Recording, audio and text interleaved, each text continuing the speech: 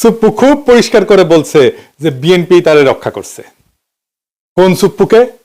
সেই সুপ্পুকে যে তার নিজের পরিচয় নিজেই দিচ্ছে। শোনেন তার নিজের ক্রেডেনশিয়াল। আমি রাজনীতির এমন কোন অঙ্গন নাই যা আমি ছুঁয়ে যাই নাই। আমি বঙ্গবন্ধুর ছোঁয়া পেয়েছি। আমি আমার জীবদ্দশায় পরপর 6 বার বঙ্গবন্ধুর দেখা পেয়েছি।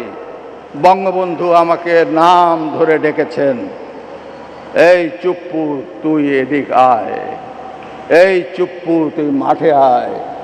আমি বঙ্গবন্ধুর 6 দফার ভাষণ শুনেছি। আব্দুর রব বগা মিয়ার বাড়িতে আমি গিয়েছি, আমার প্রতিবেশী।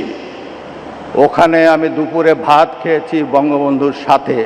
শুনিছেন কি বিশাল ক্রেডেনশিয়াল? মানে কার সাথে কই ভাত খেয়েছে সেটাও তার বড় যোগ্যতা। সোহরাওয়ার্দীর বডিগার্ড তারে কয়বার সুপ্পু কয়া ডাকছে সেটা তার বড় যোগ্যতা।